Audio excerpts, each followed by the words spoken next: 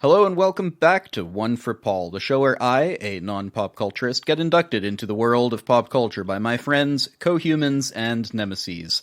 Joining me today on this special One for Paul-Tober episode of One for Paul, celebrating Paul-Tober, is... Introduce yourself? Hi, I'm Matt Dempsey. Nice to be on the show. It's not. You know this. It's a chore and an obligation, sir. Not in any way, shape, or form. So who are you and what are you doing here? Well, my name's Matt Dempsey. I am a sound designer by trade, but the reason that I'm on here is because you have an interest in horror, and as it happens, I'm doing a horror podcast. A horror podcast? I know, right? Who's ever heard of such a thing? The one from Night Vale Boys might be able to jump in there. It's called the Stygian Chronicles. It's weekly. It's starting in Halloween. It's effectively an anthology horror podcast. Have you heard of shows, Paul, like Tales from the Crypt Keeper, Outer Limits, or The Twilight Zone? I think I saw an episode of Are You Afraid of the Dark when I was 8? That's the kind of deal. So the whole concept is that we have this creepy character called the Curator who introduces and signs off on the beginning and the ends of the stories. We take short stories and effectively I sound design them, voice them. As it happens, we get guests into voice, such as yourself, who will be appearing on the third episode. That's going to be fun. Yeah, I don't know how fun it's going to be yet because we haven't recorded it yet, but I hope it's good. Oh, I know the script. It's going to be so much I've read fun. the script. It's hilarious. It contains the word yes. hee-hee-yaha at one point. I don't know what that sound is things. supposed to be, but I think we're going to discover what it's supposed to be. Absolutely. So, yeah, I don't really know anything about horror movies, and this I guess this is a bit of a blind spot in my pop culture knowledge, which is already quite... there's not a lot in there to start with, but horror movies in particular, I guess I just never saw the appeal of going out of my way to be afraid of things. Absolutely. Why on earth would you go somewhere to get scared? I mean, that's what I'm asking you now, right now. I've always thought that horror, much like science fiction, isn't just about the shock and awe of the otherworldly. It's about analyzing through a lens the world that we're in. So horror is a great way of sort of keeping us on the edge of our toes, getting into those primal instincts and really making us think about social issues. Right, keeping us on the edge of our primal toes. Indeed. So, so in that case, we're going to be watching what I guess is a real classic of the genre. Oh, you want pop culture and horror? This is the hallmark. That's right. Welcome to Revel Bread 2, the story of an Welcome to Rebel Bread 2, the story of an anthropomorphic loaf of bread who desperately wants to have a party. But what happens when he becomes the main course of the party? Well, because bread is party food now. I think you'll find that's absolutely right. That's the best joke that I've ever... That's exactly what we're going to see. We're going to talk about Rebel Bread. Rebel Bread. No, Paul, don't you understand? We're going to watch Evil Dead 2. Groovy. So, I mean, welcome to Evil Dead 2, a film I haven't seen because horror makes me uncomfortable, so I haven't watched any horror movies unless I accidentally one time. So this might be actually my first horror movie properly. Wow. And what a way to break that cherry. I guess, maybe. Does John Carpenter's Vampires count as horror? Because I have seen that. Technically speaking. It sort of didn't feel horrifying. It felt like a cool action movie to me. Yeah, John Carpenter is an immensely brilliant director when it comes to horror and has done many, many things that would chill the socks off of you. But Vampires, I don't feel, is one of them. Oh, well, Vampires was fun. I liked Vampires. Oh, yeah. John Carpenter's a great director. So anyway, Matt, how unusual is it for someone to have not seen Evil Dead 2? Anyone that lived through the 90s and has any kind of nerding about them or geeking about them, very, very unusual. So you're really confused by me. I mean, since the day I met you. Thank you. You're welcome. But it's just one of those films that turned up in most of our adolescences in the 90s for all of us oldies. And it was just a staple of take in mind at the time you had things like in the 80s you had the slasher horror films, the Nightmare on Elm Streets, Halloween, all those kind of films. Yes, definitely things I'm aware of in pop culture. Yes. And effectively in the 80s, this was sort of taking a look at those films from a real love letter standpoint. Sam Raimi really poured his heart into this. I know you asked me when we were looking at the list of which films, which one I should go for, and I went for Evil Dead 2, and you said, well, isn't that a sequel? Shouldn't I watch the first one? There is a reason for not watching the first one first. Is it a bad? It's not bad. There's a really interesting story about the whole way the Evil Dead franchise started up. It started up as a short film called Within the Woods, which did star Bruce Campbell, who's the star of this as well. And that was like on a shoestring budget.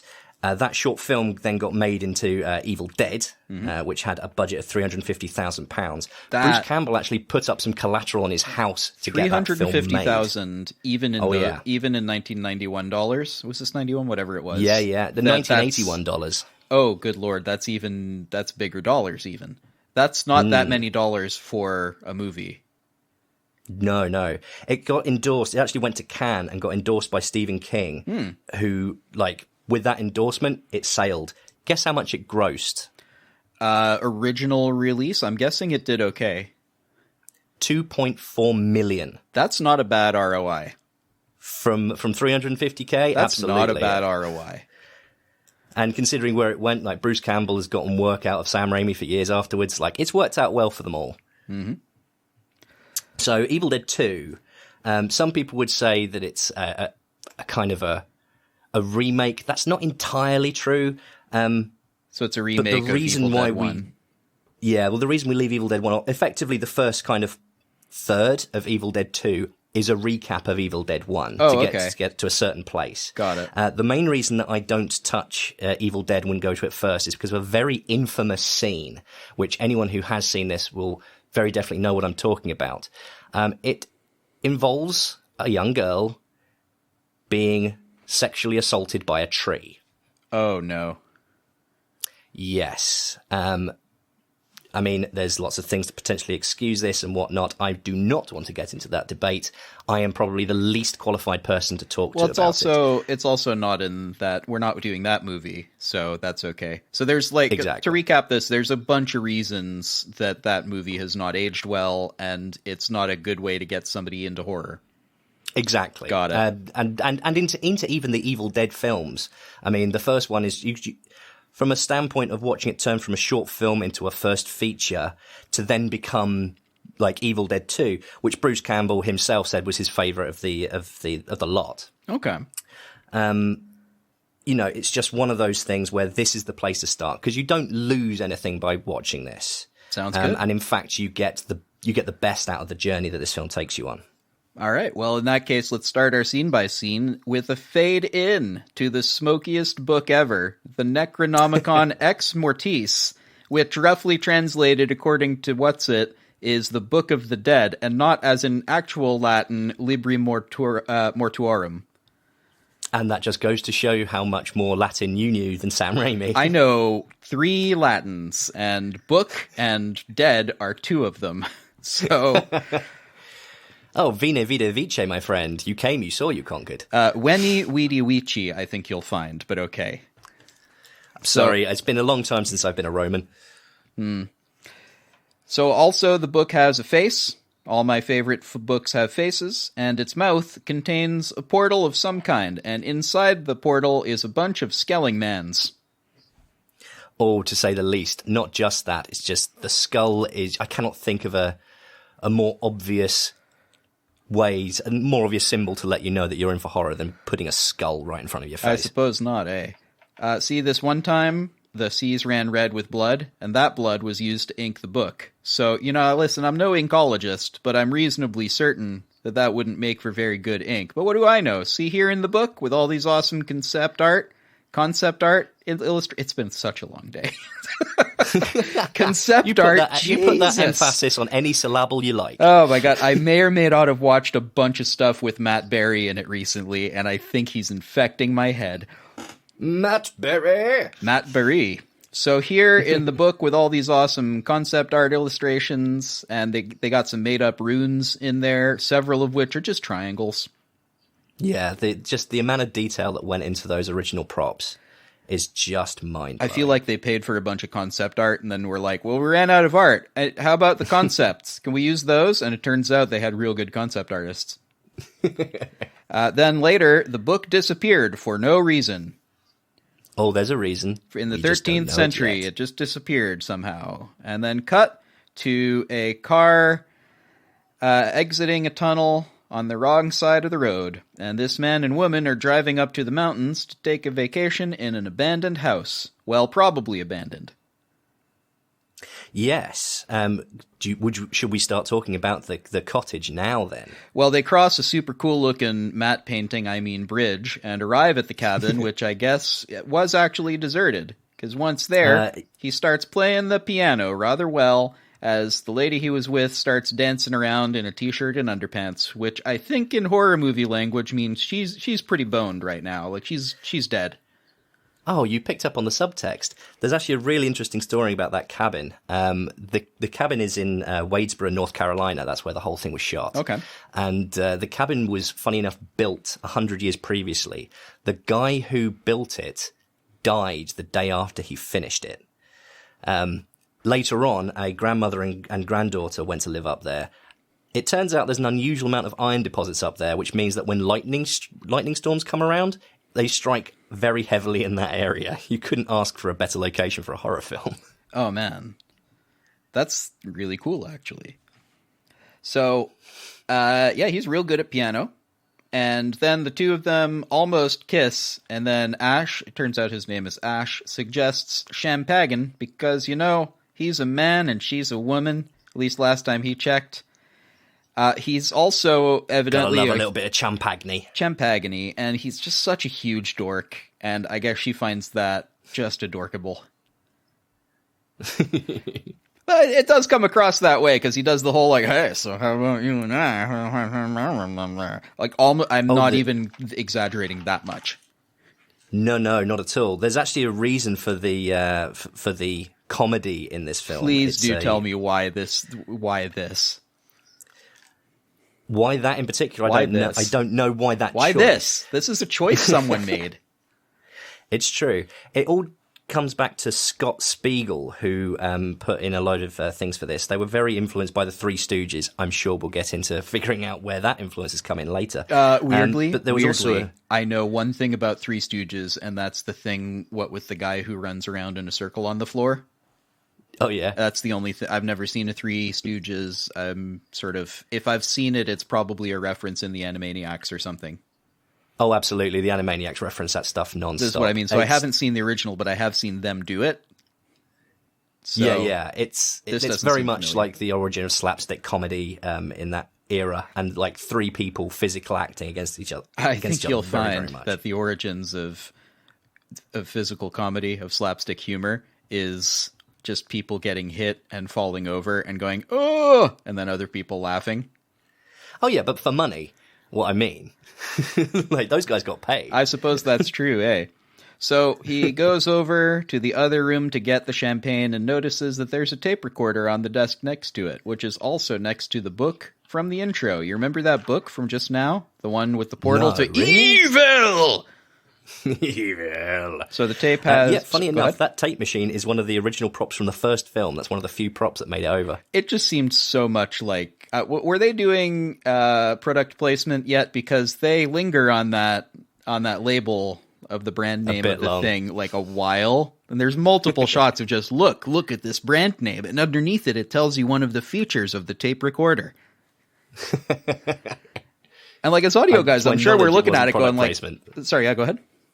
To my knowledge, it wasn't product placement, but you never be sure. Maybe not, no. So that it has a recording on it by a professor who discovered that this book was in a castle somewhere, and good job prop and or art department, because that book that he picks up here is absolutely a gorgeous object. Like they got illustrations. Yeah, all the props have here. been so lovingly made. It really is. This is good job, everybody who made this. This is super, super cool. Then after some light exposition, the professor in the recording starts pronouncing the words in the book phonetically, and as he does that, this goes about as well as you'd expect. No! You must not read from the book! Yeah, you see that book that has a face on it? Just read it out loud. Why not? Just to let you know that if you read from this book, it will definitely give you demons. By the way, these are the phonetic pronunciations. Yeah. But if you do want demons, then, I mean, here's how you do it. I'm not suggesting that you should have demons, but, you know, if you wanted to, just saying. Oh, and in a nice compatible format, you don't have to learn any spells, you don't have to slaughter anything, just press play. Honey, how do you pronounce triangle followed by a foot? My love. Oh, right. Got it. So, also, holy shepherd tone, Batman. I kind of love the sound of this approaching whatever it is. Also cool that it's like camera POV stuff. Yeah, that's actually a combination, that effect, because I know you're a sound designer yourself, so I know you'll appreciate the history of this. It's a combination of Sam Raimi's voice and samples of Orson Welles. No way. I not. Could have sworn I was hearing shepherd tone in there. I mean, it's built up as shepherd tone, but that's what the shepherd tone is built from. Oh, I see. So they're using it as like, yeah. Oh, neat. I didn't know that. That's amazing. Do we know what they're saying, or is it anything? I think Sam Raimi just goes, yeah, but how do you get Orson Welles to be like, excuse me, Mr. Welles, could you just pronounce the following into this mic here? Just slowed it down by a factor of 10. I guess that would do it. Yeah. He has something of a voice, doesn't he? Oh, such a voice. Also, as it turns out, Ash has accidentally summoned something, and that something has just taken Linda. Turns out her name is Linda. Quick, drop the champagne. That bottle drop is just like, and now you know that the problems have started. Well, it's also like, oh, better tell the audience that I'm surprised. Drop it. And I'm looking at that going, that is such a waste. Stop it. I know, right? So he goes outside to search for her, and oh good, here she is. She's fine. See, she's even laughing. Yes, laughing a bit too much. Yeah, she's totally laughing. It's fine. She's probably fine. And then she even tries to jump on him and give him a hug. That doesn't end up going well. For her, no, because he has the shovel that was here for some reason and decapitates her with a shovel. Plot convenient weapons. Plot convenient how easy it is to sever a human head. Oh yes, I tell you what, that spade is sharp. Like that's somebody altered that shovel to have like an edge on it. Or well, there is a tool shed that we'll get to. Or Ash is just Hulk and doesn't understand that he is Hulk. It's a lot of strength in those arms. Yeah, right. So there was a shovel nearby, and he does his thing, and then, it's a good thing that shovel was there, because now he can bury Linda and keep the necklace that he gave her earlier, I guess. Because he is sad. You keep an eye on that MacGuffin. Yep. So after some more shepherd tone synth screaming, which is what I'm calling that noise now, and whatever this thing is, grabs Ash and spins him around a bunch and then throttles him through the forest. Oh, yes. That's a cool shot. Yeah. Like, did they do that in camera? That's crazy. What, the him being thrown backwards? Yeah, this is it. So I wonder if they did, like, a superimposition of, like, the camera going through the woods and then another shot of, like, they spin the camera around a bunch while he makes faces. Yes, that's it. The branches that hit him were actually held by Sam Raimi and Ted Raimi. So they just slapping him with just slap him with branches. Yeah, Bruce Campbell actually broke his jaw in that shot. Oh no, really? No, not really. It was a joke that Sam Raimi spread and Bruce Campbell spread around that he broke his jaw in that shot just to see who would believe it. Well, I'm really sorry that joke. I hope that his jaw was okay. Oh, yeah, no. I mean, seriously, you've seen that jaw. There's no break in that. I don't know. There's a lot of it to hit. It seems like they'd got a lot of leverage on that. Don't know why he needed a spade. He could have used his chin. True. So Ash is thrown spine first into a tree, falls face down into a deep puddle, protagonist dead, roll credits. I mean, actually, he's an evil now. Yeah, funny thing about those contact lenses, they're not just effects. Those things were actually opaque. The actors were blind when they used them.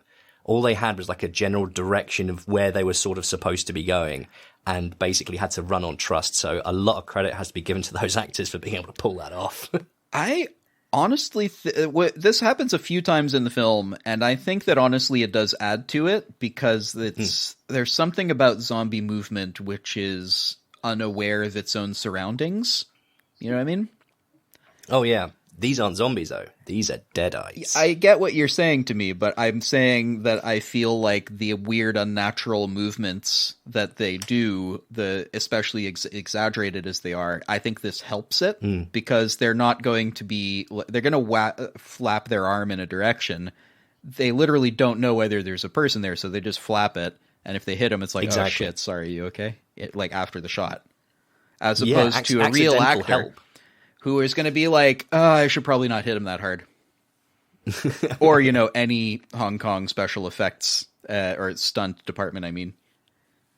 Those guys actually take hits. They're insane people. I've seen that meme where you've got, like, action stars and their stuntmen. Oh, yeah. You've got, like, Hugh Jackman with his and, Tom Cruise with his, and then you just got Jackie Chan. You just got Jackie Chan. Tom Cruise does a lot of stuff, though.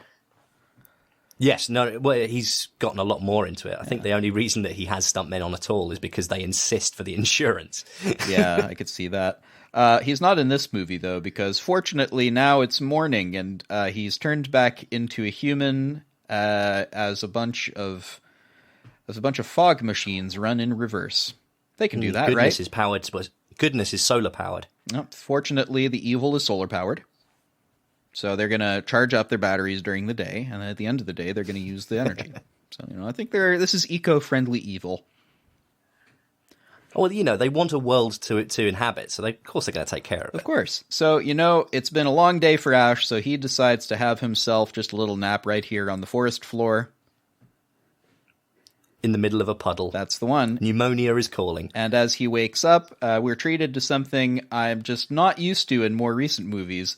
A 40-second single shot of nothing happening as the camera pans slowly around the whole 360 scene.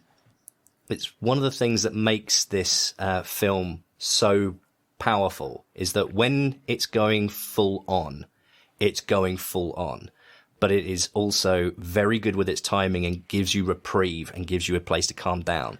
And weirdly, shots like that, apart from being gorgeous, really help settle you in the atmosphere and make you feel like, oh, nuts, we are alone in woods. I'm going to disagree slightly. I don't think it's a gorgeous shot. I think it's just such a pedestrian shot. It's perfectly obvious. It's not doing anything. What it is doing is giving the audience a breather. Like, this is it reminds me of video game pacing in a weird way. You know what I mean? Like, you'll have a big fight, and then, okay, I've got a minute to collect my thoughts and figure out what's going on. Maybe go into the menu. Calm down, level up, do whatever. Yeah. Go into the menu, check my items, do whatever. This is that moment where both the character and the audience seem to be on the same page here, and I like how they're making me relate to Ash, not because he has a compelling backstory, but because he and I seem to be going through the same thing at the same time. I don't know of enough. I think I'm starting to understand why horror movies have an advantage in this kind of storytelling, right? Oh, very much. I mean, it's the whole thing. You can lead in so many different directions. So another film, which maybe we'll have a look at some point, Salem's Lot, that works on the idea of having an impending, creeping doom that just intensifies throughout the course of the film. So it starts off really subtle and gets really intense. Boom! You said the magic word. That means that you win a prize. And the prize is, let's keep going in the episode. Fair play. So here are Ash's options at the moment. Go into the house that just grew illusory eyes and said, "Join us," in all caps. Or get in his car and leave immediately. Well, of course, he leaves. He leaves. Well, yeah, why the fuck wouldn't you? That house has eyes. That line, "Join us," has been completely rippled through pop culture. If you ever watched a series called Spaced, which I would highly recommend. I have seen Spaced, actually. Yeah, there you go. Yeah, it's a good show. Edgar Wright was heavily influenced, and the name "Join Us," the words "Join Us" was put into an episode. So was the poster for Evil Dead 2, to be fair. Neat. So as he drives away, unfortunately, turns out that bridge he came in on, it's been torn in half somehow. Oh, the desperation of the art department again, making it look like a hand closing back on you, combined with I guess Bruce so. Campbell's "No" is just I didn't get against hand. that matte painting you were talking about. I guess with so, like yeah. really lets you know how boned he is. I didn't get hand, weirdly. I got sort of cage rather than, but yeah, it sort of does look like a hand. I guess you're absolutely right. That works just as well. Yeah, both things are real. Art is a thing. So also turns out the camera is chasing him now and commence chase sequence.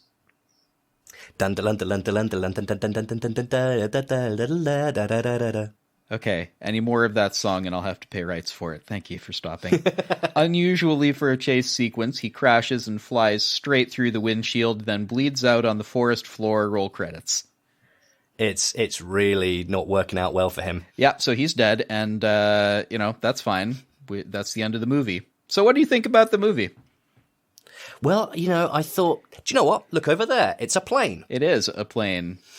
I mean, somehow he runs back to the cabin, followed closely by the camera, which, like, you'd expect that he gets the front door shut on him, but he doesn't. He actually runs through the house for a while to evade the camera, and then loses it. Then, oh yes, I forgot. And then the camera sort of just gets bored and wanders off backwards. But it also does a really good. That shot has a really good does a really good job of just showing you the entire environment. It's also, like every room in the house now. It really sets the scene beautifully.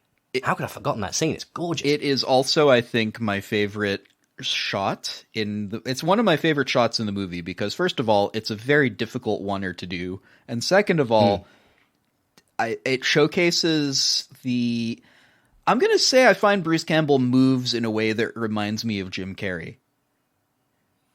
Oh, yeah. Well, they're mean? both brilliant physical actors. And we'll also get into both that quite a tall, bit I later. guess, which I guess helps with the gangly long limbs. Yes, tall, thin, gangly. So yeah, he looks like he hid in the cellar. But now we cut to the lady from that picture on the desk earlier. There was a picture on the desk earlier. And she's coming out of a small aircraft and is greeted by her boyfriend, presumably. Welcome to the victims. I mean, the rest of the cast. Yep, welcome to the Scooby Gang. Helpfully, she says that she found some pages from the Book of the Dead, and she has them right here in this glass case. Turns out that they know that this thing could be the doorway to another world. Or probably dun, dun, not. But, maybe. You never know. Ooh, spooky. I love the way she says that line as well. It's just like, probably nothing. Or maybe everything. Or maybe it's this whole portal to an unknown universe. Okay, dear. So how was your flight? Cut back. Baggage carousel. Right. Cut back to an understandably traumatized Ash, whose plan, I guess, is to wait out the night. And on hearing some... at this point, he's trapped. He can do nothing. That's true, because on hearing some noises in the other room, he decides to just go in there.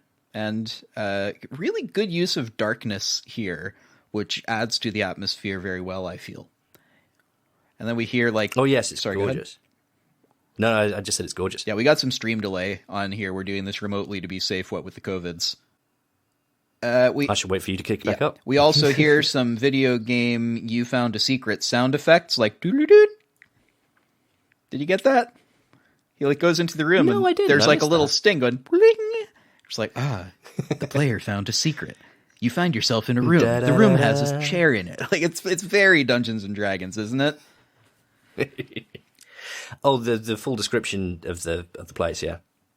Yeah, I mean the whole setting is a little bit. I guess it either was before or has become quite cliche.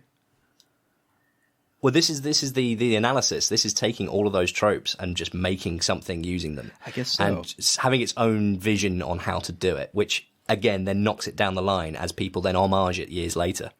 Hey, that ghost is really good at playing piano. I loved it. It's just a nice way of getting non-diegetic sound into diegetic sound. I like that. So for those who don't know, go ahead. Diegesis is the effect of having sound actually in the scene. Normally, when you hear music in a film, it's non-diegetic, which means that it's not something that the characters can hear. It's just for us, the audience, to give us tone and setting and things like that.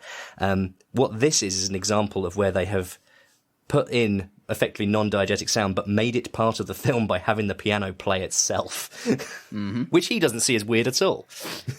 I guess at this point, he's seen whatever that thing is that's chasing him, so he's like, all right, probably that too. That's fine. I mean, it just goes to show this film does so many different things with horror. It does the jump scares, and it does the shock, but it also really taps into more creeping horror. I mean, this is the point where the place starts to mess with him, like, seriously. Mm-hmm. It starts to bring in psychological fears. It starts to make him question reality. Like, that's an even worse thing than the jump scares. Like, it just blends them all very seamlessly. Yep, just like in this very next bit where the boards he put over the window fly off somehow, and oh look, there's a stop-motion headless Linda doing her best Jack Skellington impression. Just, who would have thought to put claymation? Like, up till now, we've got a big matte painting, but we've got no animation, no extra stuff in there. And then out of nowhere, Ray Harryhausen, let's just drop some of that in there. It's very good stop motion too. Oh yes. And then she dances around for a bit, then disappears somehow. Bye-bye. Never mind, here she is, and she's not even mad about the whole decapitation then burying her dead thing. She just wants to dance with Ash. That's sweet. She wants a kiss. She definitely wants a kiss. Look at her. Everything is fine now. Linda's fine. Not horrifying at all. Nope. Ash suddenly seems not to want to dance with her. Rude. I mean, actually, the whole thing was a dream sequence. He's actually still in that rocking chair next to the fire. I mean, actually, here's the real Linda's head in his lap, so I guess he was actually not dreaming, but actually probably dreaming. But she was so upset by him not wanting to dance with Dream Linda that she bites his hand and then won't let go, even after Ash tries to persuade her gently by slamming her head into every possible object he can find. And this is one of the first times that you really see Bruce Campbell throwing some physical acting in there. I mean, effectively, that's a dummy head stuck on his hand. Yep. All of how it interacts and how it plays is down to him, and he just aces it. It really is very good. Fortunately, he spotted a work shed earlier and stumbles his way there, accompanied by some really lovely Foley. Oh, yeah. Like, the sound work in this is actually, considering it on the budget that it was, like, it's actually really... I mean, I didn't say it. The budget of this film was a significant upgrade from the last one. So Evil Dead was on $350,000. Yeah. Evil Dead 2, $3.5 million. Which, again, let's put ourselves in context here. That's enough to make a feature-length film, right? It's not a crazy budget. It's also not a shoestring. That's like, you can do some work with that. Yes, which, as we have seen, they did. Yeah, for sure. Yeah, but this is hardly like baby's first movie sort of film. No, like I say, you see the progression. Like, if you watch the short film and then Evil Dead with the context of having seen what they could do when they actually had the budget. Oh, for real, yeah. I kind of almost want to watch Evil Dead 1 now just to see as like an academic exercise. I might do that. But yeah, it's worth it. He decides to crush her head in a bench vise, and then turns out that they have Linda's soul. It's not clear who they are, but I guess it's whoever lives in the book. But I'm starting to think that they don't want to be friends. They are not a pleasant bunch. You wouldn't want them gate crashing a party, put it that way. Maybe sometimes people are misunderstood. Also, Ash discovers... These guys aren't. Maybe these ones we understand actually quite well. Ash discovers that the chainsaw is missing. Fortunately, Linda found it. And here you go, Ash. Here, let me just bring it straight over to you. Yeah, that's actually a callback to Evil Dead, because in the original film, he goes into the woodshed and he pulls the chainsaw from its place. In Evil Dead 2, he goes to the same place in what looks to be a scene-for-scene recreation. But as he pulls it back, the chainsaw's not there, which then gives them the additional scare. That was Sam Raimi being an awesome director and going like, no, something new. Like anticipating what the audience might anticipate. Oh, yeah. I like that with good directors. The ones who are real detail-oriented, I really like that sort of thing. Speaking of detail-oriented, while we're still in the tool shed, that tool shed, funny enough, has Freddy Krueger's glove in it. Which is a character that... from Nightmare on Elm Street. I've not seen that. Is this like a Scissorhands thing? The wonderful thing about it is the reason that the glove is in there is because in the film Nightmare on Elm Street, on the television in one of the scenes, Evil Dead is playing. Oh, neat. So it's a nice tit for tat between the directors. Huh, neat. Going like, I loved your film, I loved your film. That's quite fun. I like the little Easter eggs like that. I didn't notice it because I don't notice it. Is this like, wait, I've seen this in like Halloween shops. There's a lot going on in that scene. That's the glove with the knives for hands, for fingers. That's the one, yeah. Yeah, like knife rings that fit. Yeah, okay, I think I know the one. I guess that's from a movie, eh? Oh, if not, it's a really, very, really faithful recreation. Cool, yeah. So, but this whole thing is this horrifying chainsaw accident and some wonderful puppetry. And then Ash retrieves the saw and then saws Linda's head in half, conveyed via the medium of shadow puppets and blood splatter. Proving that you can show gore without showing gore. Take note, modern horror filmmakers. Yeah, they also just like take a cup of glycine and red and just throw it at a light bulb, and then that's their red now. It's all implication. It's cinema language that, like, you, the audience, know what's happened.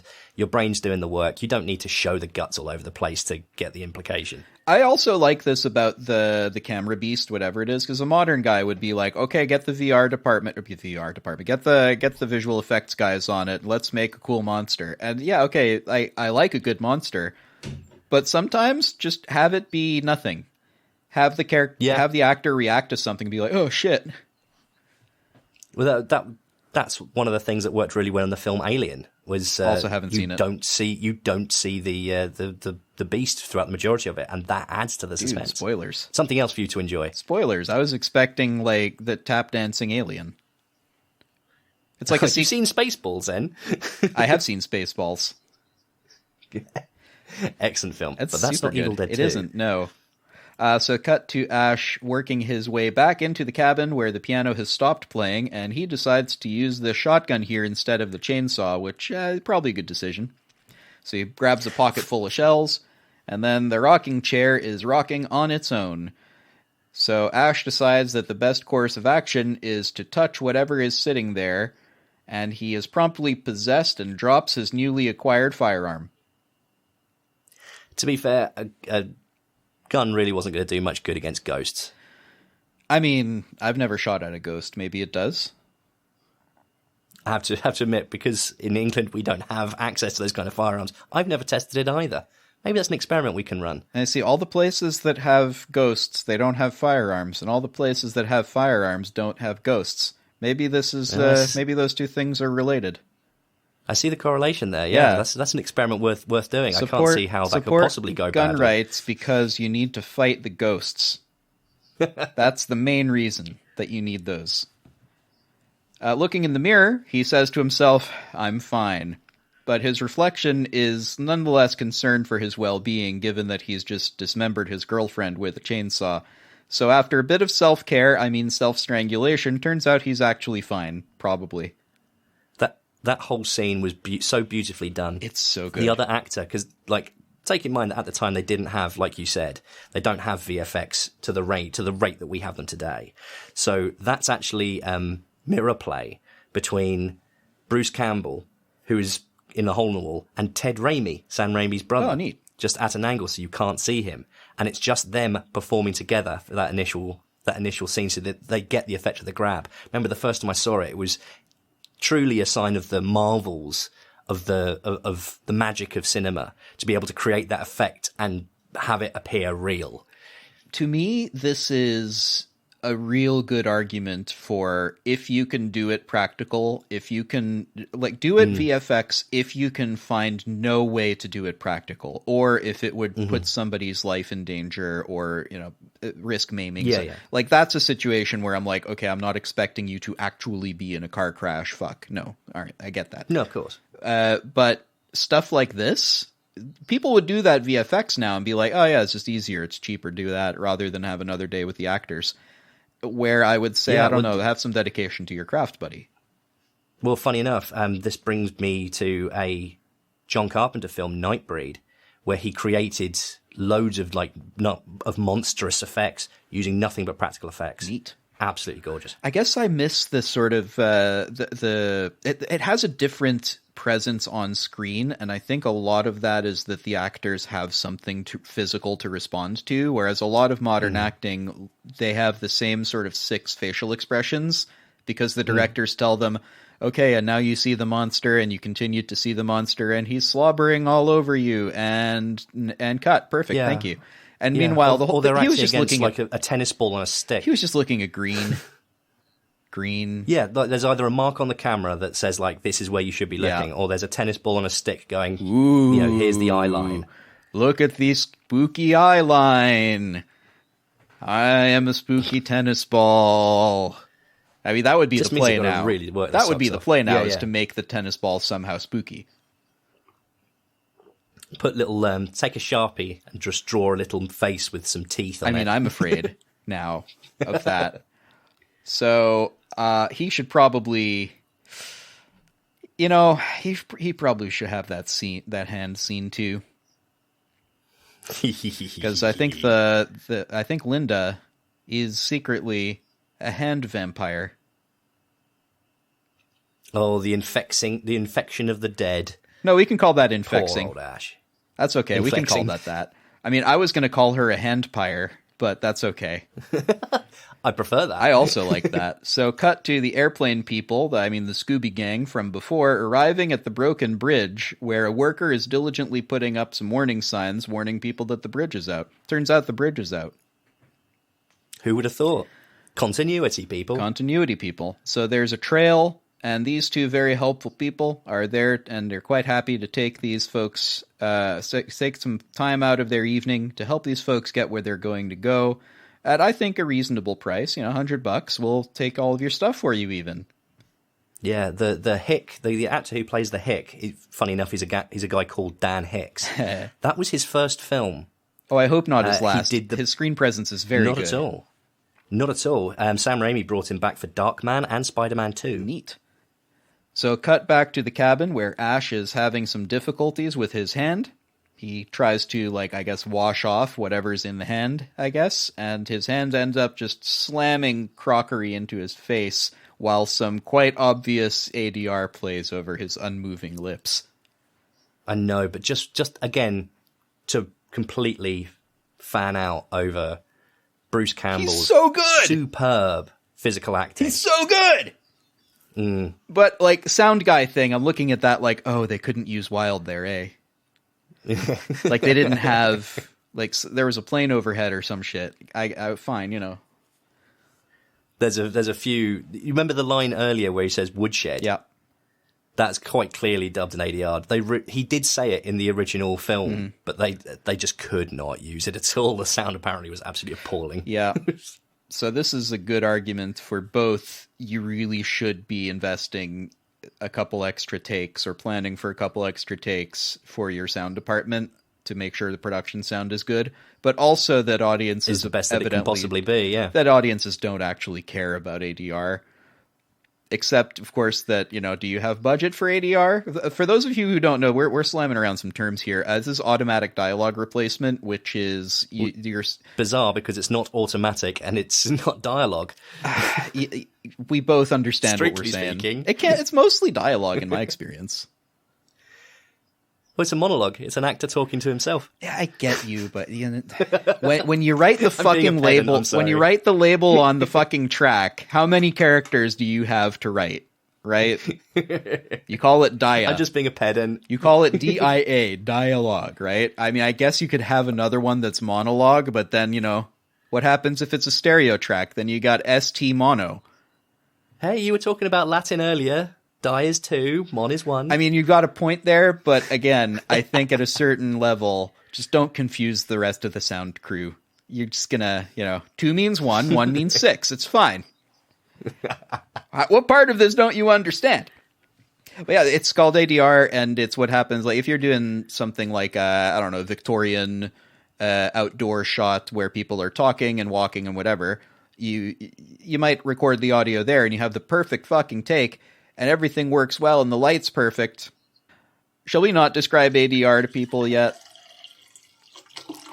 There's no problem with describing ADR. You were getting so passionate about it. I guess so. Yeah, I got interrupted, and I get interrupted, and I have no idea what I just said or what's happening anymore. That's okay. Oh, just describing that ADR when you've got those big, massive wide shots, and you can't get a boom right in their face because, funny enough, it's very, very wide. You mean to tell me that you can't get a 50-meter long boom pole on someone's shoulders? I mean, you could. It wouldn't look good, but you could. It wouldn't look good at all. It would still probably be in shot. So, but the other thing is, if you're doing something that's not period well, you got like a Victorian scene outdoors and people walking and talking. Even close, you're fine. But then an airplane passes over. Do you want an airplane sound in your Victorian period drama? You know what I mean? Not really. Exactly. And, if every other thing is right, then the director might say, okay, we'll re-record that later. So the actor comes into the studio, they play that bit of tape with them on it again, they put it in the loop, as it used to be called, and then they just record over themselves a couple times until it's like, okay, that's it. And those studio times cost like a lot of money. Yeah, because just the skill of trying to be able to make it sound like you were there, like recapture that energy from that tape. I've done that. And remember it maybe 6 months later. Oh, yeah. I've done and that. Try to get it to fit. It's a skill. It's very difficult to do, and a lot of actors can't do it even. We spent a lot of time talking about ADR. Also, check out this dedication to physical acting. Oh, yes. The hand manages to knock him out and crawls its way across the floor to where there's a cleaver, which I guess that's there for I guess it might have got knocked over. It's a kitchen. I guess in all of the hubbub, it might have got knocked down from that cupboard or whatever. All right. Oh, yeah. I mean, come on. That entire kitchen is destroyed. It is. I mean, again, I'm looking at this going, after that take, I hope someone checked on Bruce. I was like, Bruce, is that okay? Are you all right? Is he all right? I know it was all sugar glass, but are you okay? Because he slams his face into a cupboard a couple of times, and I'm not convinced that's all fake blood. Oh, no. Bruce Campbell put a lot of himself into it, but the person who really took the majority of the damage was Ted Raimi. Like, he took some serious knocks and bumps and scrapes and put himself in positions that boiled him alive. Oh, no. He was in some of these suits for, like, days at a time. Oof. Like, he really took the brunt of that. But you're right. Bruce Campbell was no slouch in that department. Like, yeah, because I mean, in these shots, these are close-up shots. There's no way to put a stunt double in here when you have to see the actor's face and you want to do it as a continuous, right? So, unfortunately for his hand, Ash stabs his hand in the hand. Who's laughing now? Who's laughing? I mean, Bruce is laughing. Ash, is definitely laughing quite convincingly, I think, as he grabs the nearby chainsaw, which is nearby for some reason, and starts it with his teeth, and then amputates his own hand while yelling, "Who's laughing now?" as he gets sprayed with arterial blood, I guess. Holy fuck! Yeah. Is this the most metal thing? I mean, apart from Christopher Lee singing death metal, yeah. This is pretty fucking metal. And to be fair, Christopher Lee singing death metal, that's a thing. No, I have heard it. It's wonderful, which is why I was just adding to it rather than yes ending, because there's nothing else to be said there. That is absolutely also metal as shit. But but also the intensity, like he's able to convey that he's laughing while also being hysterical. Like, again, the acting chops on that guy. He's very good. He's very good. But also, What if I may, people generally as a guy, regard as being a B-movie actor. I guess, yeah. But I mean, just as a guy who has used a chainsaw a bunch, do you know how fucking hard that would be? Well, we did say he was a very, very strong man. The neck muscles on this fucker. God damn. It's pretty... That would be... I've never known anybody able to do that. And I know people who probably would try. Pro tip, don't. It's but a they're bad not Bruce idea. Campbell. They're not the legend that is Bruce Campbell. And it's also not a prop. So cut to the trail where the helpful roadside assistance regrets offering to carry this nice lady's luggage. And then cut back to the cabin where Ash puts a bucket over the hand. Did you notice the name of the book? Oh yeah, because he put some books on. I don't have a note of it, but I did notice. Yeah. So he gets a load of books, puts them on top of the can to obviously weigh the can down. The book on top, farewell to arms. Yeah. Oh, it was that, wasn't it? Because the hand no longer has its arm. So he considers this like enough to trap the hand that dragged his whole self across the floor.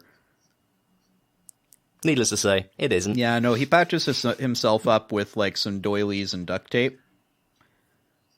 Doilies and duct tape. That's the best combination. I mean, duct tape. Always. Duct tape will fix anything. Doilies and duct tape sounds like one of those shops you find in small towns where it's like there's a family and like the mother makes doilies and the father just bought 2 pallets of duct tape by accident last spring and they sell doilies and duct tape. Oh, I totally shop there. I mean, absolutely, yeah. I've shopped at places called things like Quilts and Jam. You ever bought... Does exactly what it says in the tin, I assume. Yeah, on the jar of jam. It has jam in it, and then they also have quilts, because they make quilts and they have jam. Like, I like shops like that. You know what you're getting. Exactly. There's no trickery. There's no confusion. There's no, I wonder what that is. Oh, it's only that. No. It says quilts and jam. I went to Target once, and I was very disappointed. I knew what I wanted. They didn't have it. Which is bizarre, because they've got guns. Right. So, oh no, the hand has escaped its lightweight tin prison. Who could have ever guessed that was coming? Dun, dun, dun. Fortunately, Ash has a shotgun, and if we know anything about guns, is that they solve every problem. Oh, yes. Fortunately... Oh, particularly shotguns. Yeah. Oh, yeah, shotguns are like, they solve things twice as fast, what with the 2 barrels. So Ash has that shotgun and plenty of ammo, and no hand is a match for shotgun, provided you actually can aim the thing, which unfortunately Ash can't. Oh, it's just not holding it right, not aiming in the right position, the feedback on that thing. How he didn't break himself, By feedback, I imagine you mean recoil. That is exactly what I mean. Yeah, that Thank thing you for should have correcting flown me. directly backwards the way he was holding it. I know, right? With half of his chest with it. Yep, that's gonna hurt. So, unfortunately for Ash, his hand, Linda, is pretty evasive, and those shells go straight through the wall, and then the wall starts bleeding. Homage to Stanley Kubrick. I mean, Thank you so much for let the me shot. say that again, because I think I need to mention it again. The wall is bleeding a lot. Is this an homage to... I haven't seen... what was it, a Kubrick? It was The Shining, a Stephen King film. Stephen King book that was then converted into a film starring Jack Nicholson. Okay, I think I know... There's a very infamous scene in there. Is that the one what he writes on the wall and then Jack Nicholson puts an axe through the door? It's the one where Jack Nicholson puts an axe through the door, yes. There's another shot with a lift full of blood, and I think essentially this is an homage to that. Okay, because this is like a fire hose of blood. Oh, yeah. And again, we go back into the Three Stooges. It's back into the pratfall comedy. I guess, because like this is quite messy. Fortunately, this is like polite blood, because it turns black and then unbleeds itself back into the wall. So no harm, no foul, I guess. Ta-da! So Ash is a bit tired, and he tries to sit down on a chair, which collapses under him, and this amuses the taxidermy deer head on the wall. This is where I first came in. So the first time I ever saw Evil Dead 2, I was only about 11 or 12. Oh, you poor thing. And I know. And I was very, very lucky to have had a very, very tiny television in my room that my mum didn't want because she'd upgrade. Yeah. So there I am, just late night watching television, which I shouldn't have been doing. And in England, you've got Channel 4, which at the time was supposed to be an alternative to the mainstream. It's literally it's exactly its the whole entire reason for mainstream. existing is to be to be the alternate channel to the BBC. Yeah. So I'm flicking through the channels. I hit Channel 4 late at night. This is where I come in. So I come in with him having been spurted with blood. It all coming back, him sitting down and crashing through the chair. So immediately I'm thinking, oh, this is a comedy film. Yeah. Then that deer head twerks and starts laughing. And I am terrified. Hang on. I think I need to pick you up on. Did you describe this head as twerking? I might have done. That's not what I meant. I think you said the word twerking, and I mean, I'm not going to disagree with you. But it just goes, yeah, and just turns. So let me just say this one more time. This amuses the taxidermied deer head. It's so okay. So and then the descent into madness. Yeah, I mean, it's the fact that he fell through the chair is so funny, in fact, that the whole rest of the household objects start laughing as well. And sometimes when things get really tough, you just got to be able to laugh a bit, and then after you'll just feel better. Maybe get a cup of tea. It'll be fine. That's my takeaway from this movie, right? Right? Oh, everything works out in the end? Question mark? So understandably jumpy, Ash hears a knock at the door and immediately fires his shotgun at whatever the fuck it is on the other side of that door. Turns out that whatever the fuck it is on the outside of that door was Plain Lady and her merry band of Scooby Gang. Yeah, at this point I'll bring up the character of Bobby Joe. Bobby Joe, that's her name. That is her name. Yeah, she was there. That's actually based on Holly Hunter. Who? You aware of who Holly Hunter is? No. Is she a hunter? A little IMDb search will give you all the details. Okay, well you look that up, and I will tell our audience that this merry band of adventurers is clearly here to save Ash. Hooray! And now everything can go back. I mean, actually, they think Ash killed this lady's parents, and so they beat the shit out of him, then lock him down in the basement. Oops! So as the Scooby Gang investigate the house, they find no signs of the parents' bodies, but they do find the tape recorder, and then they hit the play button to hear a record of her father who has accidentally resurrected some demons. Turns out, Lady's mother, Henrietta, is host to a Kandarian demon, and she tries to kill him. But he killed him first. He killed her first, and then he himself, he couldn't dismember her corpse. I mean, now that we see the hand thing, I guess that probably wouldn't have helped either way, but he put her in the basement instead. The basement, like that cellar where recently Ash got put. Oh, yeah. Also, hey, just like Linda. Yeah, so Holly Hunter, oh yeah, most famously appeared in The Piano. Okay. And she was a housemate with Sam Raimi. Do you know who else was in that house? I don't know this film, house, or people. Joel Coen of the Coen Brothers. Remind me, the Coen Brothers, Oh Brother, Where Art Thou, Fargo. Haven't seen those. I think I've heard of this. Aren't they the Coen siblings now? Isn't one of them trans? You're thinking of the Wachowskis. That might be what I'm thinking of. Excuse me. Yeah, Coen Brothers. Yeah, cool. I guess. Yeah, Big Lebowski. Haven't seen it. Yeah. You've seen the list, man. You know what I haven't seen. This just feels mean at this point. But for the audience members, it's just a nice little tidbit that all of these people are linked and related. And in fact... it's the tittiest of bits. Frances McDormand, who appeared in Fargo, was also a housemate as well. So they're all interlinked and intertangled. Anyway, getting back to Evil Dead. Yeah, so right on cue, here's Henrietta's emerging from the earth in the cellar with a few worms coming out of her head. And the Scooby Gang decide to let Ash out and manage to do it just in the nick of time. Ted Raimi, his first appearance, just terrifying as a demon grandmother. That's amazing. And you get the first, you see the shot where the head transforms. That is the first shot of what will be known as the rotten apple head. But we'll get back to that later. The rotten apple head. Oh, yeah, because it turns into this, yeah. So see, Henrietta here, she likes Ash. Mostly, the thing that she likes about him and admires about him most is that he has a nice fresh soul. None of that tinned or dried nonsense. It's hard to get fresh soul these days. Gotta love that fresh soul taste. So Henrietta's eyeball flies into unnamed... I had her as unnamed lady for a while, but I mean, Bobby Joe? Bobby Joe. Yeah, that's how much of an impact she left on me. She just sort of shows up, delivers 2 lines, and then later dies. Spoilers. Yes, it's a bit of a shame for her, bless. She's very good at the thing, but she does 2 things, and I was like, wait, what's her name again? Yeah, she swallows the eyeball, which is obviously a reversed shot. They didn't actually hit her in the face with an eyeball. Yeah, she took the eyeball and pulled it out. Yeah.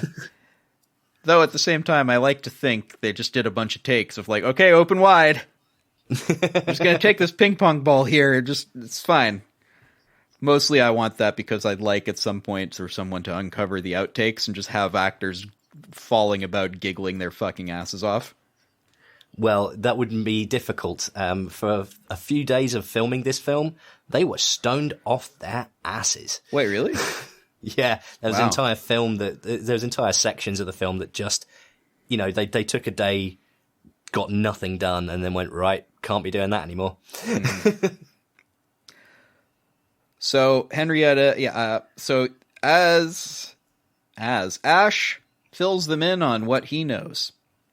And there's something out there, you see, out in the woods, in the dark. Something that's come back from the dead.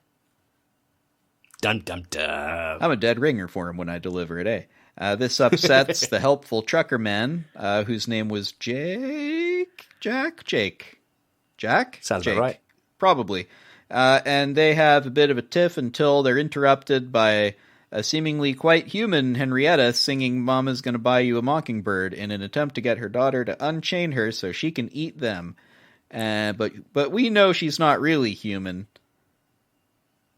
Oh, no, not at all. And there's nothing more creepy than putting in a nice, innocent lullaby into a horrifying situation. I suppose not, eh? Which is weird because you'd think it would have the opposite effect of being like, oh, someone's singing a lullaby. That means everything's safe. Perfect. The corruption of innocence is something that horror has been doing for a very long time, and there's something about it that just sets people off and makes the chills come up the back of the neck. It's okay, guys. Mom's here. She's going to fix everything. Nah. Also, Mr. Boyfriend here is also not really human, as it turns out. Because, see, he's one of the things, and, like, probably... was this telegraphed at all? Did something bite him, or was he just suddenly a thing now? No. The whole thing about this is that the force out in the woods, it's toying with them. They're fighting to survive. Like, the forces are just messing with them. They can possess them anytime they like. Oh, I see. That's the takeout from this, is that they are so powerless. And everything that happens, like, they've survived the next thing, what's the next thing? And it's just the forces of evil messing about. Yep. And here the forces of evil decide to chant Dead by Dawn over and over a little bit. Thanks, movie. I was wondering when that tagline would become relevant. Because that's the tagline to Evil Dead 2, Dead by Dawn, right? Dead by Dawn. Oh, yeah, and there's your time limit. Great. What's the time now? So, as the new undead thing attacks them, Ash retrieves an axe and uses it to re-kill the boyfriend demon zombie man thing. And totally re-kill. Maybe re-kill? I think re-kill. We missed a line from earlier, I think. Oh, did we? Go ahead. It's just something I made a note of that I wanted to bring up. Absolutely. The beautiful bits of when Bobby Joe and Jake are sort of holding hands, and Ash is reliving what's happened.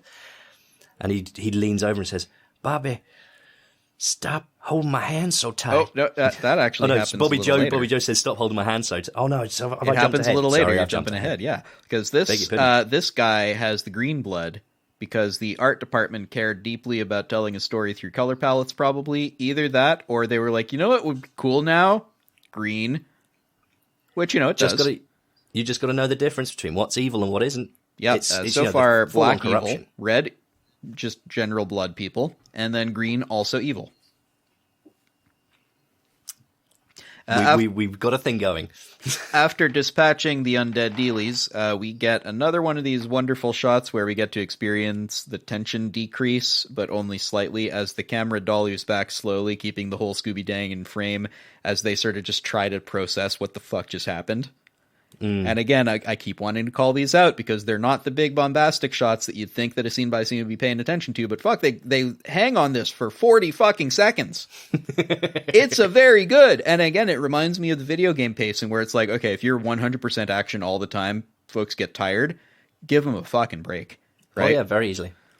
So cut to some time later when it turns out that the trail they came in on just isn't there anymore. And like the woods, it just swallowed up that whole trail. And then this is still, like we get a shot of a clock and it's only 20 to 11. Either that or the clock is broken. I mean, look right there. The pendulum just stops on the right side. It must be caught on something. We'll have to fix that later. Oh, you're not getting out of here. Dawn isn't coming. No, and yeah. You will definitely be dead by it. Yeah, but you see this other clock here reads 11:30 p.m., so I'm sure that's fine. And here, as if on cue... Time is relative. It's relatively okay. It's relative night, probably. And as if on cue, when the lady here says, it's so quiet, after another of these wonderful 30-second quiet sequences, things get real loud. Oh, yeah. I can only imagine how much fun the sound designers were having here. As my understanding, I think Sam Raimi was in on the entire process. So, yeah? He definitely, not micromanaged, but definitely hand-stitched this together. Nice. With just pure passion. And it shows that the love for this project just shows the entire way through, from set design and art, through sound, the choices of actors, locations, everything is just picked to perfection. I'm going to go on record as saying whenever I'm doing sound for stuff like this, I like it when directors really want to be involved, but also understand when to let me do my job. You know what I mean? Exactly. Yeah. Otherwise, it can feel real directionless, right? Okay, director directs, whatever. I get, like, there's wordplay to be had there, but you know what I'm saying, right? No, totally. I mean, the whole thing is that any director that has a vision, of course you can always give responsibility for how something looks over to other departments. Take George Lucas and the Star Wars franchise. Like, he had the vision, but it took all the departments working to get the whole thing together in a way that had the massive success. So you can do that, but then you compare it to something where, as a sound designer, you have a director who says, like, this is what I want to achieve. And it sparks something in you that just goes, I know how to do that. Yep. And then you give them some variants and they go, like, it's not quite how I imagined it in my head. I imagined it more. And because it's very difficult for people who aren't sound engineers, and even for sound engineers, to describe sounds that are in their head. The vocabulary just doesn't really exist. So they'll say words like, I need it crunchier, or I need it more spongy. And we've got to then translate that into making it. But I've got a brief before that said, make it more purple, would you? Oh my lord! Yes. And I just I sent back a thing going like, okay, here you go, and I just did something that I thought sounded cool, and they liked it. So I was like, I guess that sounds purple. There you go. You now know what purple is. You'll have to share that with me at some point.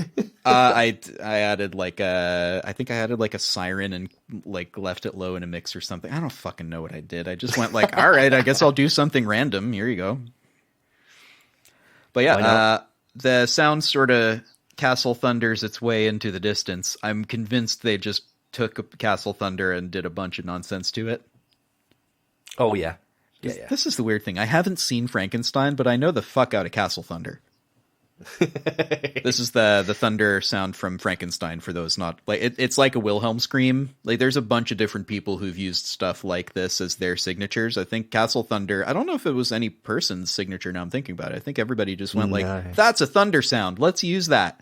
Yeah, I'm thinking back to like the original Boris Karloff films for Frankenstein. Yeah, there's something in the not Hammer Horror, but in the Universal Horror Library, like when they were originally making films for mass production in horror, things like Dracula, The Creature from the Black Lagoon, Wolfman, Frankenstein, like a load of these effects were created, and it just added a sense of cohesion to all of those films.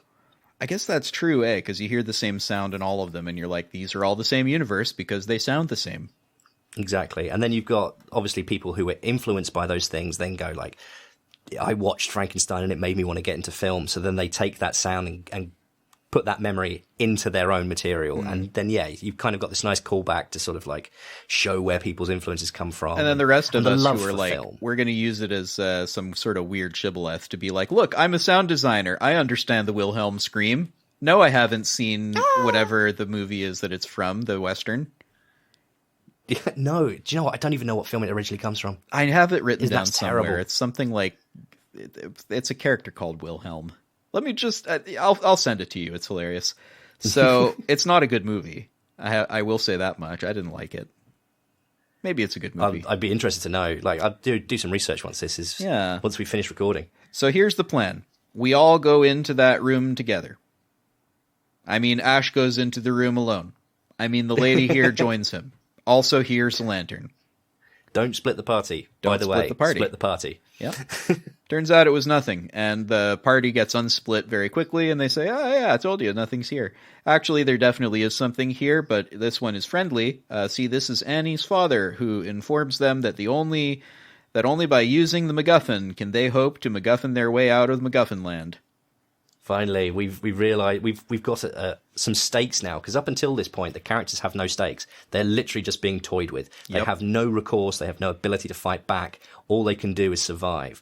And now, at this point in the film, through MacGuffin Land, we get the whole, there is something you can do. There is a way to win. There is a way to live, which then drives the whole third act. Jake, you're holding my hand too tight. Here we go. Bobby Joe, I ain't holding your hand. I think he says baby, but yeah, that's the one it is. Turns out the hand is not his hand, it's that other hand. You remember Linda. The Linda Ash hand. Yep, Linda Ash hand, I guess. So this is a bit much for Bobby Joe, who runs off screaming into the woods. This will definitely go well for her. Yes, and here we get a callback to what we were talking about earlier. You remember I said that in the original Evil Dead there was a very troublesome scene. Yeah, I mean, let's be clear. I can't imagine that running out into the woods she might fall foul of some sort of tree demon, which might tie her up in branches and vines in a manner which reminds me of that scene in Food Wars, which I covered recently. Callback of your own. Yeah. So yeah, this is Sam Raimi basically taking on board the criticism that he got for that scene in Evil Dead, and equaling the horror without all of the difficult material to go with it. So this is his rehash of that scene, and it's superior, I think, in every way. Well, having not seen the original one, and just from your thing, it did seem reminiscent to me of, like I say, it strikes me as like a weird hentai tentacle porn thing in a way. Was that what it was doing in the original? I mean, essentially, in the original film, the victim is wearing a dress, for starters.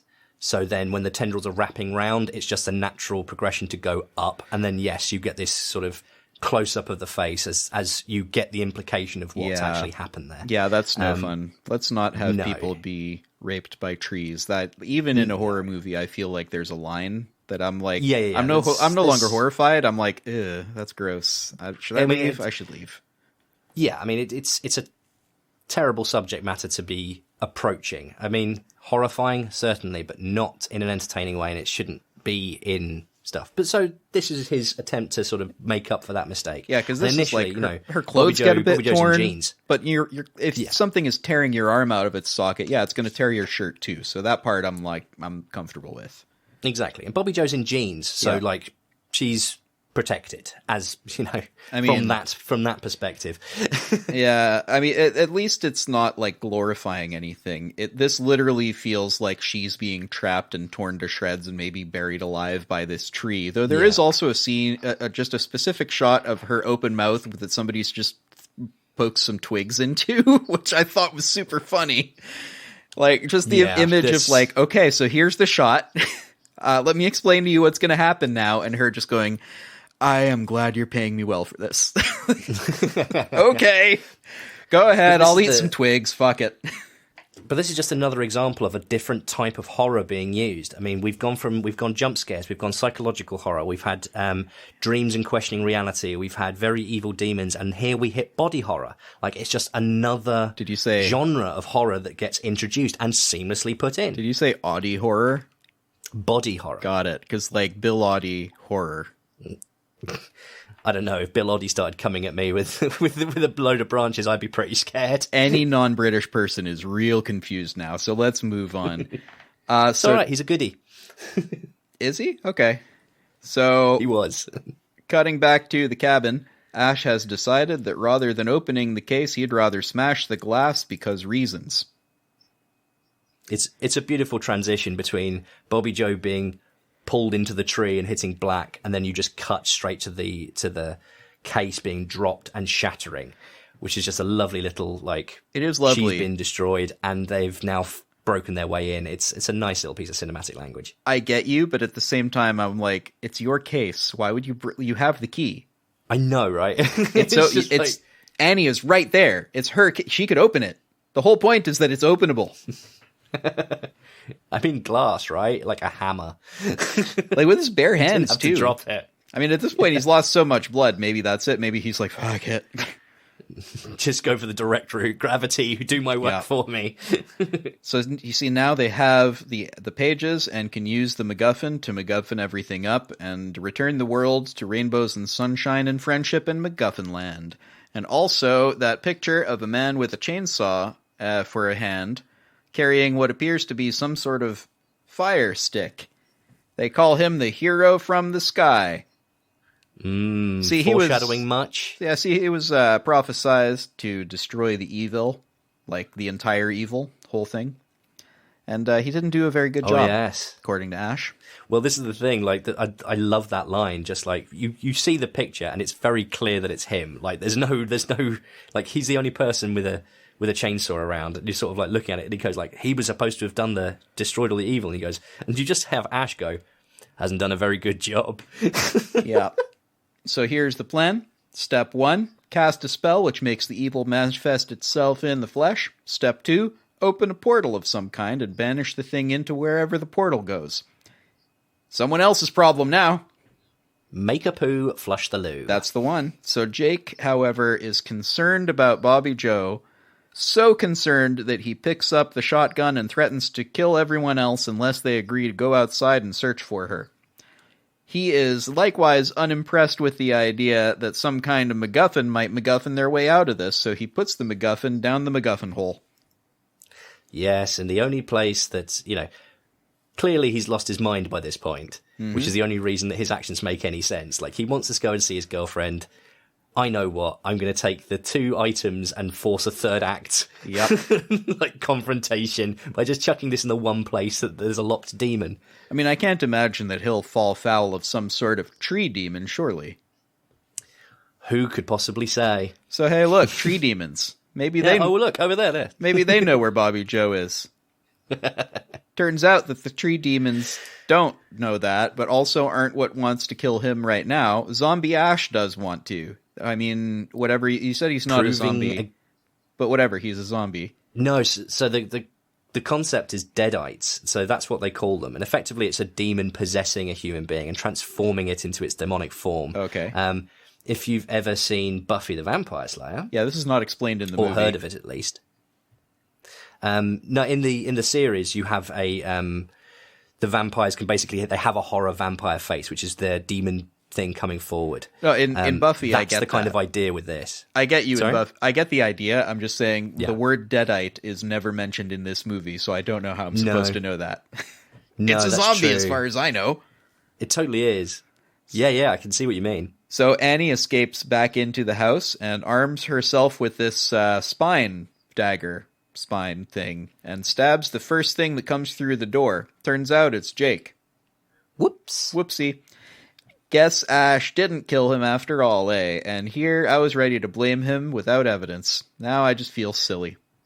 Yeah, the thing that gets me is that when Ash gets taken, because up to this point he's been completely untouched, it's a real interesting twist to have him suddenly, be possessed, because you suddenly realise, oh, it could have done this any time it wanted to. Yep. Like, no one is safe. Then Annie removes the dagger from Jake's chest and drags him screaming into the other room, where she arms herself with the axe from before. This is a real fucking brutal but also really cool scene, I thought. Yes. The dragging him into the... It's just visceral because, having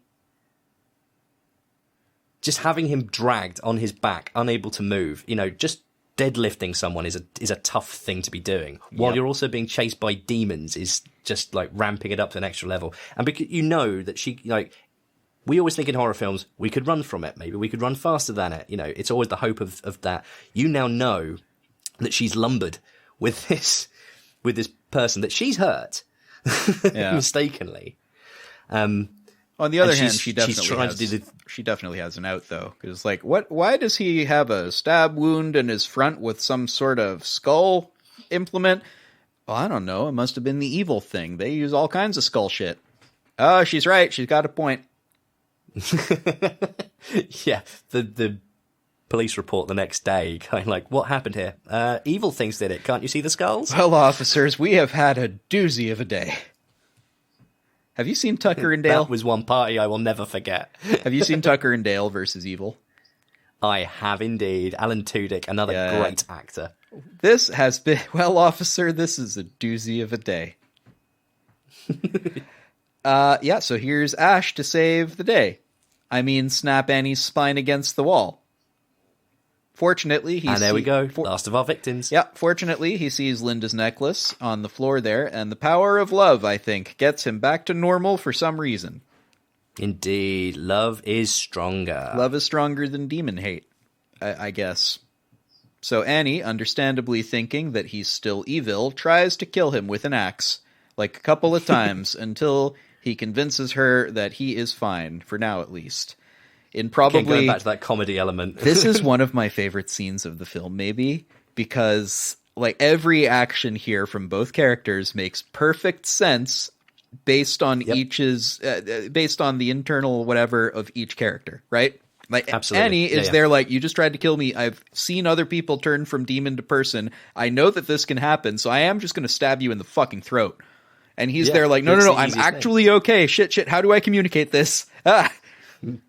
So, and not hurt her. You're right, yeah. Because, I feel like if you were to hurt her, that would rather prove her point. So she would stab you in the throat with the axe. Exactly. Wins nothing. You just have to keep dodging when she swings and hope that you can, get the weapon out of her hand. It's a very good... Just as I like action scenes that are character moments. You know what I mean? To me, that's the purpose of an action scene, unless you are just doing an exhibition, which is also fun, right? Yeah, they've both got their places, but like you say, having the character development in it as well just adds that extra depth, adds that extra level, and makes it more impactful. Yeah, if you can't answer the question, why are these characters fighting, then it shouldn't be a fight. Yeah, exactly. They're fighting because title of film. Right.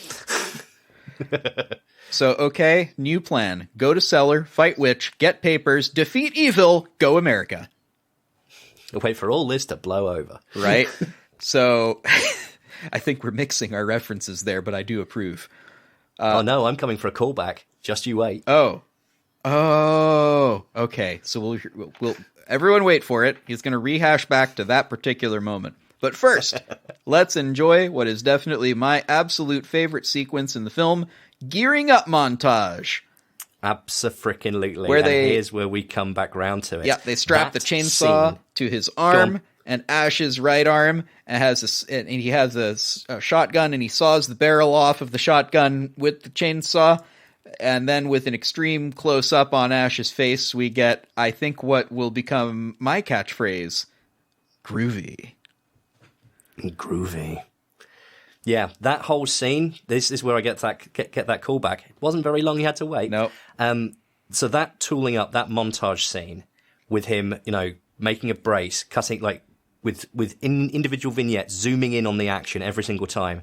very deeply influenced Edgar Wright. Oh yeah, those little zooms for each little. I'm going to show you. Which he then used years later in Shaun of the Dead when they're going through and they're making cups of tea, and you see those little shots. That's a direct homage. I guess I get that now. Yeah, it's cool. I also like that there's no music to this montage, because why would there be music? No, it's just individual spot effects just to hammer home the point. I guess there is a little musical sting right at the end, but it's more of an effect than like a soundtrack. You know what I mean? Oh, well, it's the reveal. It's the reveal of the hero. The looping the shotgun around his finger twice before holstering it at the back. Yep. You know, pulling down the chainsaw to have it all go on. Like, it's the reveal of the hero. Yep. So look, like, guys. now he has reached his final form. So look, guys. It's not how chainsaws work. Just saying, because I'm a maker. I understand what a chainsaw does, and it's not this. But you know what? Rule of cool, you can have this one, because the alternative is, okay, grab me that hacksaw. All right, we need to spend like 10 minutes hacking the cross here, make sure it's nice and square. Is there a file in here somewhere? I need to make sure that there's no spurs or anything on the inside of this barrel. Let's polish it up a little bit. All right, I think we're okay. I prefer this to that, but I would absolutely also watch a YouTube video of Ash customizing a shotgun. Like that's what Ash comes back to in real life. Like, he just ends up becoming a YouTuber. Oh my god, Ash the YouTuber? Yes. So outside, looks like the tree demons are having a bit of a stretch. Here we go, it's time for a finale. Yep. And inside, they saw through the cellar door with the saw, and Ash goes down there. And then he finds all of the pages without any issues, reads the pages, then they fall into each other's arms, triumphant music plays, roll credits, go America! Except no. I mean, he finds all the pages without issue, but is then attacked as he tries to climb back upstairs. And here's where we get the rotten apple head. Yep. Yeah, again, that's Ted Raimi in the suit. And obviously, I mean, describe it. I mean, as someone who hasn't seen it before, you describe it. Okay, so I mean, first of all, this basement seems to be where they kept all their hanging gourds. Oh yeah, root vegetable. Yeah. Root cellar. Root cellar, got it. Is this where you keep your gourds? Because I've never been a gourd owner. I maybe don't know what a normal thing is to do with gourds. Especially the ones that are shaped like faces. I don't like the ones that are shaped like faces. Halloween joke incoming. Yeah, so I'm saying that I lack gourd knowledge, but I also don't lack plumbing knowledge, and here those leaky pipes really need to be seen to. That's just... Oh, how that cellar isn't mud, I don't know. Well, if that's straight onto concrete, then that's an even worse problem, because now you've got water going into your foundations. You really, really, really need to have this seen to, guys. I mean, granted, it's just a cabin, but come on now. Also, I quite like how he's trying to be stealthy here, as his chainsaw arm is running. You ever been close to a chainsaw? Yes, more than a few times. Yeah. How loud would you describe a chainsaw as being? Enough that I need ear protectors. I mean, I would describe it as quite loud. Like a bit loud, like in the sort of 90 decibel kind of range when it's just idling. Oh yeah, it's hitting up there. It's definitely the sort of thing that you don't want to have right next to your ear, and it's certainly anything but stealthy. Yeah, I mean, if I'm playing D&D and you got that, I am giving you disadvantage on stealth checks. Let me be clear about that. Auto fail, man. Auto fail.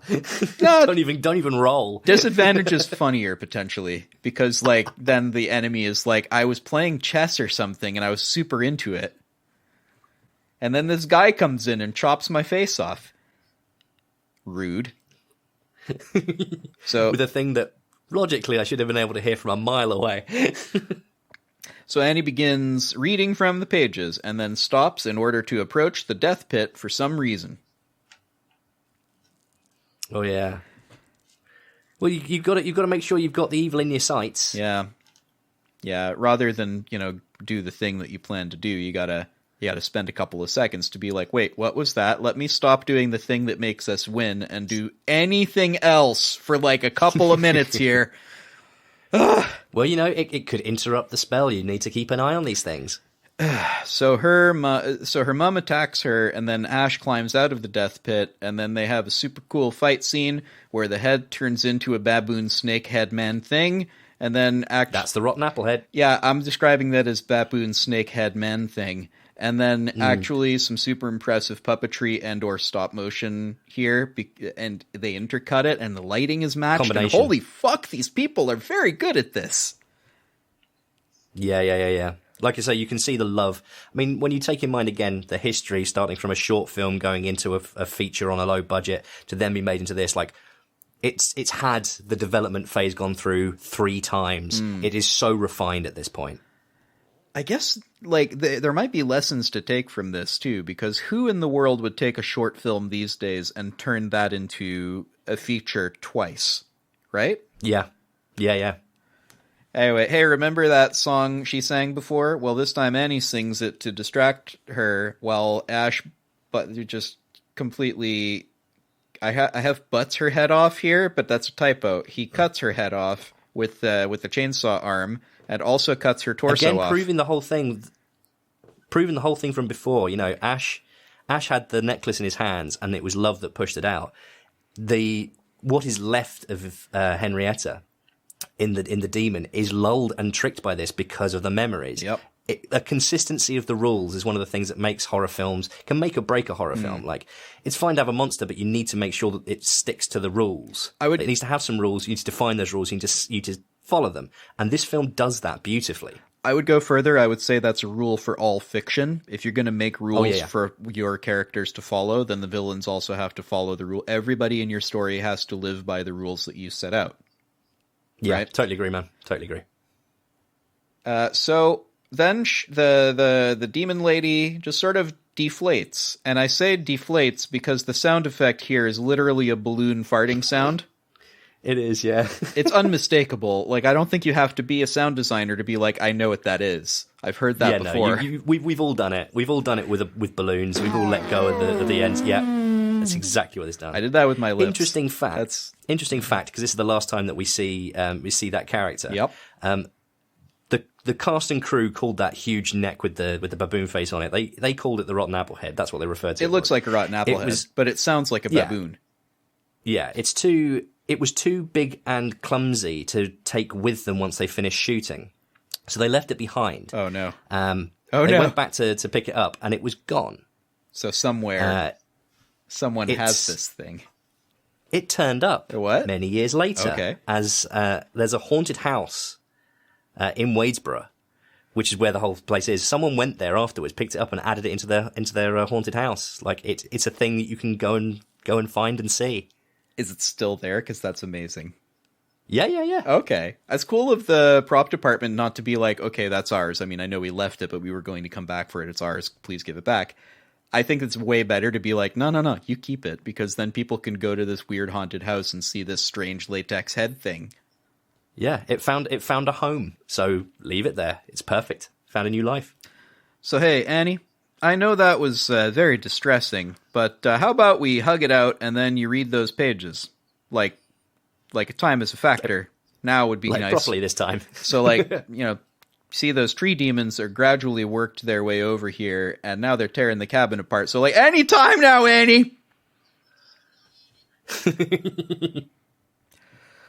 Also, the evil has been made flesh now, so maybe instead of explaining what reading the passage would do, maybe just sort of read it? I feel like that would take a similar amount of time, Annie. Oh yes, there's plenty of time wasting happening at this point, as basically everything is hitting the fan, and it's the large aggrandizing moment. But you're absolutely right. Like, just finish the sentence.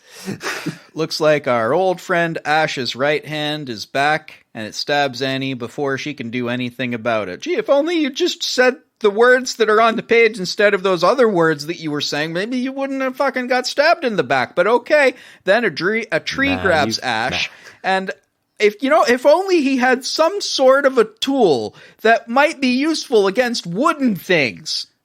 Wait, what's that on his hand? And Annie finishes the pages with her dying breaths, and the portal sucks up Ash's car, and then Ash slams his chainsaw into the big demon's eye. Big demon is in the whole doorway now. Also, fucking cool prop. I love... in my first watch, I was like, oh no, the stakes. In my second watch, I was like, that object existed. Mm-hmm. Someone made that thing. And it's terrifying. That actor stood in front of that thing. Ah, that's amazing. Fuck A. So it looks like the portal worked, but it seems to have worked a little bit too well, because Ash is also sucked into the portal. And after falling through some scenes, which definitely require an epilepsy warning, he and his car fall from the sky and are quickly surrounded by people wearing what appears to be medieval armor, but like really badly. Yeah, I haven't seen a portal scene like that since Willy Wonka and the Chocolate Factory. It is reminiscent of that a bit, isn't it? Gene Wilder. Yeah. Yeah. But I mean, these guys in their armor, one of them has like full plate mail and then has just a whole section where his throat is exposed. And I'm looking at this going, oh, come on. Yeah. One chain mail, anything. Come on. Historical accuracy wasn't... I mean, they were at the end of their budget. I mean, the fact that they got them to even look like the fact they got that many horses, I think, was actually quite well done. I get you, but you know what I'm saying? Like, if you have guys making you some foam armor, it doesn't cost more to make them period accurate, right? No. They'll make you whatever armor you want. Anyway, so the portal worked too well. He's now in somewhere where people are like at a Renaissance fair, I guess. Or actually medieval, it looks like, because they're about to kill him when a harpy or a gargoyle or whatever this is swoops in and Ash uses his shotgun to kill it. The soldiers are impressed by this and cheer. Hey, look, it's just like that drawing. Remember that drawing in the Necronomicon from before? You remember the one about the guy who didn't do a very good job of killing evil? Yeah, well, looks like that guy is you, Ash. Maybe do a better job this time. Foreshadowing. So Ash screams no over and over as the knights yell hail over and over, and then cut to black, roll credits, go America? Question mark? And the next film in the franchise, Army of Darkness, picks up from that point. Ask me questions about the movie. Or about my experience of the movie. What did you think of it? Holy shit, that was fun. But considering this is your first sort of like going straight into like horror and having this, I mean, this is as close to like, if you were going to get horror, this would be the thing that would make you get horror, I would have thought. I have a specific written note here that says, okay, holy shit, that was fun. Is this a horror movie? Because it definitely felt like tense in places, but it was so cartoonish that I was like half laughing most of the time. It was super fun. Yeah, it has all of those horrifying elements, and it also has that humor which just totally plays off it. And like I say, that time when with the stag head that turns, like you've got the yuck moments of like he sits on a chair and it breaks, and oh, isn't that funny? But then the way that stag head just turns its neck and just starts laughing, and the way it starts laughing with the opaque white eyes, that is terrifying. That puppet existed. Yeah. Someone's job was to make that thing. It's still alive somewhere. It's on someone's wall or in someone's shelf. I'm happy that we live in a world that someone's job was to make that thing so that we could watch a movie where that thing laughs at a man for falling down through a chair. What the fuck is this movie? I love this. It's so fun. And it's going to make you want to watch more, isn't it? I think yeah. I mean, if this is horror movies, then I like this. Yeah. So I love we've been through this over and over. The pacing is so good. I miss movies that let me take my time a bit. I heard I forget who to attribute this to. So if somebody knows who this quote is from, let me know. But it's what a director ultimately directs is the audience's attention. So if you're just... I don't know who said it either. It sounds like something that's too smart for me to have come up with. So I'm convinced that someone else said it, but it might be me. Ultimately, you got to direct your audience's attention. And I feel like a lot of films are so frantically trying to keep my attention on something in the film that they forget that gets exhausting. So after a half hour of like, I don't know, Transformers or something, I'm looking at it going, I was going to say God. Michael Bay or, yeah. I mean, that's a style. It's just constant, and you don't know where you are in a scene. Like, this is why in Evil Dead 2, the whole running through the house, like right at the beginning, I mean, you see each and every single one of those rooms throughout the film. And in that shot, you see them all in relation to everywhere else. So you've automatically, as an audience member, you've got a plan in your house. You know where stuff is, and it's consistent. You're never confused or lost or don't know what's going on or where something's coming from. It's always like... I guess so. I mean, very specifically, these sections where they'll have a full minute of no sound or like minimal, like call it like ambient sound, not zero level, but nothing but crickets or whatever's outside. A little bit of wind in the background. Yeah. A modern guy might be looking at that going, can we cut that short a little bit? Because we have this other scene we really want in there. So let's take a couple of seconds off of each one of those. Okay, well, actually, do we need silence at all? Forgetting that, again, after a half hour of watching robots fight, it's like, okay, I've been watching the same thing for a half hour. So I don't know, man. Yeah, it's totally desensitized you, and you lose interest. It is. It is a bit that. I love the lighting, maybe most of all in this, which is weird from a sound guy, I guess. But aside from the sound design, which I guess we've talked about and we do both love, I don't want to put words in your mouth. Of course. No, absolutely. So I love the lighting because it really does add to the development of the plot. Like you notice the cooler blue colors at the start, they change from that to your sort of orange during the daytime sequences, and then later it turns green and purple and red, and the purple is a real... Green and purple in these scenarios is not a natural color for light to be. And then, we talk about telling stories with light. This is textbook, man. Yeah. I mean, there's so many other directors that have taken cues from this and how it dealt with, how Sam Raimi sort of created a scene just using, because again, 3.5 million, it's enough to make a film, but you can't be wasting any of it. Like, it's just enough to sort of like do something good. Again, that sounds like super large amounts of money, and it is. But then you realize that making one of these props, like how that deer head would have cost probably $10,000 easy, because that's a lot of a very skilled art department's time, or a specific prop maker whose job is to make that puppet and make it work. And then a puppeteer actually has to make the thing work on set. One day on set is crazy. So I fear that non-movie people, like, weirdly for a guy who has worked on film sets, I don't watch a lot of movies, right? Like, that's the weird part that people get with. But I have been on film sets. I've worked on films, nothing huge, but I've done it. And it's a lot of the fact that any film exists and is good is miraculous, right? So when a film is good, I'm like, all right, that's so here's something for the people at home to really sort of like describe it. If you imagined a Zoom call with 50 other people on it, each coming in and out. So I'm sure people in our audience will have been on Zoom calls with lots of people on it and will understand the chaos of it. So effectively, each one of those heads is a department or a sub-department. Or someone's uncle. Getting all of these sub-departments and departments to work together cohesively from beginning to end to create a product that everyone is proud of and looks brilliant and you, the audience, will buy. That's the kind of chaos reigning in that you have to do to make a film. Yep, and which is why most often directors seem like super...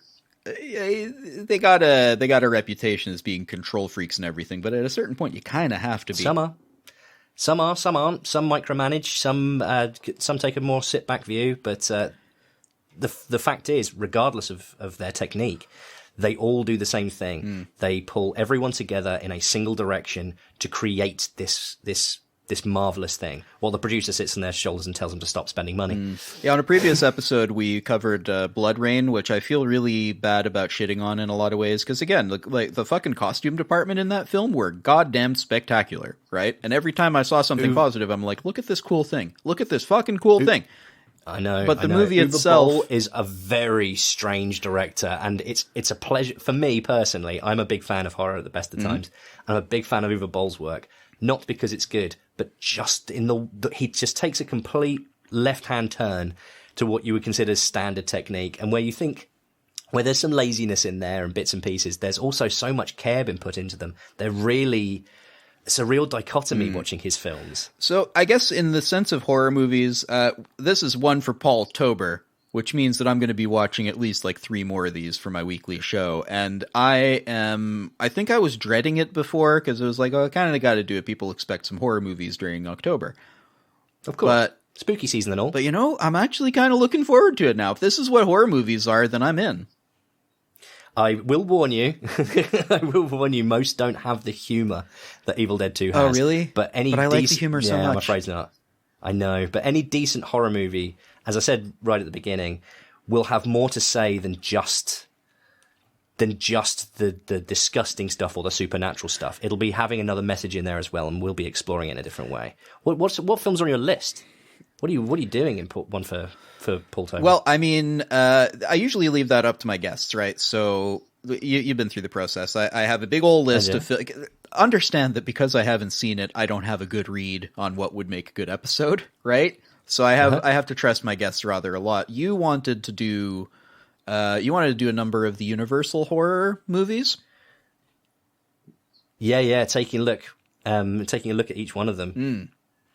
Because that is the origin of the horror film. I mean, you take something like The Vampire from 1913 or Nosferatu from 1922, that's where horror cinema starts. But then the Universal horror films, 1, they had sound. 2, they had people like Bela Lugosi,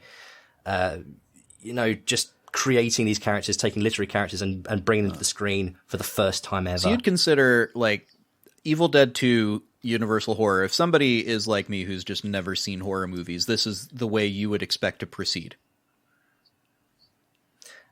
I would always lead with Evil Dead on the basis of if you don't like the blood and the guts and the gore, this has enough humor in it to be able to sort of guide you in. It's a gateway film into the worlds of horror. And it because it uses such wonderful horror techniques, when you see them in other films, you'll really appreciate how they can be done well and how they've been used to great effect. And it's just a great way of, like you say, it also allows you to take your time while you're watching it.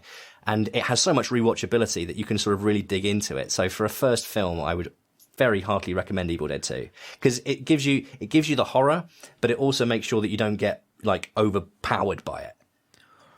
So what I'm getting about horror, if I'm getting it right, is that it's not usually about let's cause the audience to feel real visceral fear in the sense of oh God, I'm about to die fear, which unfortunately I have felt a couple of times in my life. And I can't recommend it. It's not a good feeling. So when I was promised, oh yeah, it's so scary, I thought that's the feeling that these filmmakers were trying to evoke. What it's actually seeming to want to evoke is being 8 years old, being told a ghost story around a campfire. That's the sort of deal. Certainly there's entire subgenres of horror of which that is one. Just the concept of telling a scary tale, of making you think about, life and death and supernatural elements and, what's actually there. And yeah, the sharing of stories, which has been a bedrock of humanity as a whole. We've been telling horror stories around a campfire since we were able to speak. The concept of the thing in the dark is one that has been with us since the beginning. It's a very primal tie to who we are. Yeah. You reckon that horror relies on that unknown factor? It should do, yes. The whole concept of the unknown is what we as humans fear the most. If we don't know it, we don't know how we can react, how it's going to react to us, how we're going to react to it. It generates fear. So the more that you keep that, again, with rules in place, the more mysterious you make it, the more chills up your spine. So again, I'm getting that this is almost sort of an Agatha Christie style. Ooh, I wonder what's going on. But it's more adjacent to that than I'm literally in danger and about to die. right? Like those are distinct feelings to me. And maybe English is just not a good language for describing these because we have the word fear and then we have the word horror, which means to evoke fear. And that's all we've got to describe this. Oh, and there's other words that the horror genre uses, like terror. And again, I'm not clear on the terror-horror distinction. Yes, and I can see why. Like you say, these are words that have been used not just to describe real-life feelings, which you're right, people wouldn't want to experience. Particularly, as you say, the fear of, like, I'm about to die. That is not a nice, pleasant sensation. But, a few endorphins and some adrenaline shock to the system, that can be refreshing. That can make you feel heightened. That can make you feel happy. That can, move you. So I guess the difference is what you really want out of a horror movie is the feeling of a bungee jump rather than the feeling of a bungee jump without a cord. Exactly. You should be able to walk out of a horror film going, wow, thank God that's over. Like you should sorry, that's not the right way. I was going to say that sounds like the opposite of what I want. Yeah, that's the other way. Yeah. You should come out of a horror film going like, wow, that was a great time. And, you go back into real life and you reassert yourself into real life. Yeah, I think I have a friend of the show, Tom Dennett Cook, who has really helped me reorganize my head on this because I was like, well, can you have a horror movie about Nazis? And he knows a lot about this stuff. And he was like, well, I can make a horror movie about Nazis, but not really about the Holocaust, weirdly. Like a movie about the Holocaust is too fucking real and too fucking horrifying to actually to do this kind of to do an Evil Dead to it, right? Like that would be so disrespectful. Well, exactly. You're talking about, but that's like real life horrifying. Which harmed. Right? It's like, to me, when you say the word horror, I'm like, okay, what do I know that's horrifying to me? That's horrifying. Maybe that's what they want me to... Oh, I don't want that at all. Fuck that. No, it's not that. No. So I think that's the logjam that you've helped me get through here, and I'm real excited to watch me some 1910s and 20s black and white stuff, and I'm looking forward also to another couple of things we'll be announcing through One for Paul-Tober. And thank you both to you and to all the friends of the show and to all my listeners for tuning into this episode of One for Paul. One more time, where can they find because you run that whole horror series, don't you? Yes, if you are interested in hearing some short horror that's been brilliantly sound designed, come and investigate the Stygian Chronicles. You can find us on Twitter, Instagram, Facebook, and we are looking to get paid from this eventually one day, we hope. So we have a Patreon. If you sign up now, you'll get to listen to not just the first episode when it comes out the 31st, but also the second in advance. I think then, unless you have something to add, then that's the episode, right? That's me, I think, yeah. Wonderful. Well, thank you for joining me on this episode of One for Paul. Matt Dempsey, sound engineer extraordinaire and also maker of horror stuff. And thank you guys for listening to the episode. As always, you can find me on Twitter at @OneForPaul. Maybe tell me what you think about horror movies in general, or tell me how interested you are by the Evil Dead franchise. And hey, recommend a movie to me. That'd be cool. And of course, I also have a Patreon that you could throw a couple of bucks to, help me keep making the show. And you can find that at patreon.com/OneForPaul. Bye, guys. Gotta love that fresh salt taste. And then this guy comes in and chops my face off.